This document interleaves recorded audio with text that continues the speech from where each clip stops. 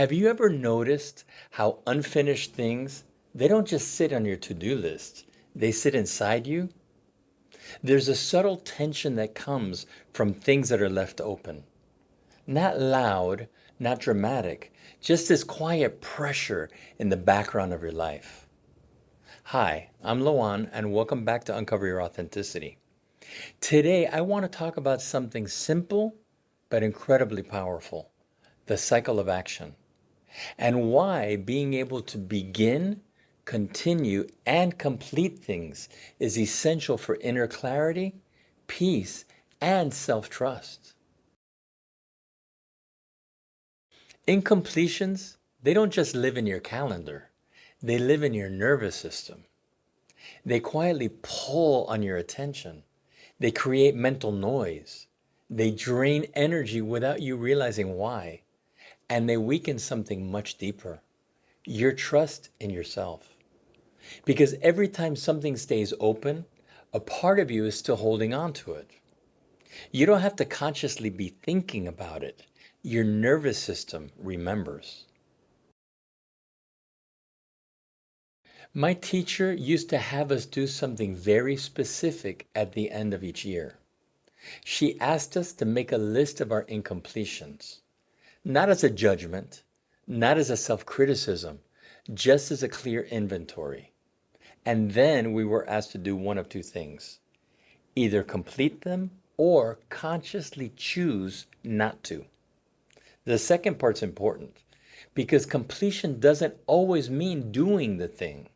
Sometimes it means deciding with clarity not to do it. There's another way to understand the cycle of action: through be, do, and have. When you begin something, you're stepping into a way of being. You're being someone who initiates. You're being who you need to be in order to begin an action. When you continue or adjust, you're in the realm of doing. You're engaging, responding, refining. When you complete, you move into having.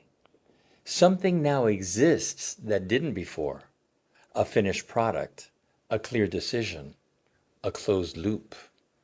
When cycles complete, you don't just get results, you become someone who trusts themselves to finish. This moves us into havingness. Every action in life follows a natural cycle. There's a beginning where something is initiated. There's a continuation or change where effort, adjustment, and engagement happen. And then there's an ending where the cycle completes. Most people don't struggle with all three. They usually struggle with just one. Some people are great at starting things, but not finishing. Others stay stuck endlessly working on things without ever bringing them to completion. And some people stop way too early, not because it's done, but because it feels uncomfortable. The cost of this isn't productivity. The cost of this is accumulating incompletions. Here is where this goes even deeper. Unfinished actions often mirror unfinished emotional experiences. When we don't complete things, we stay slightly fragmented, divided, and pulled backward. Completion restores agency. Every completed cycle, even a small one, tells your system, I follow through. I make clear choices. I can be trusted. And that quietly repairs things far older than the task itself. So if something's been hanging in your space, a task, a decision, a conversation, maybe the work isn't to push harder. Maybe it's simply to choose. Either finish it or release it. Either way, let the cycle end, because completion creates clarity, and clarity creates peace. If this resonated with you, take a moment to look at what's been looping quietly in your life.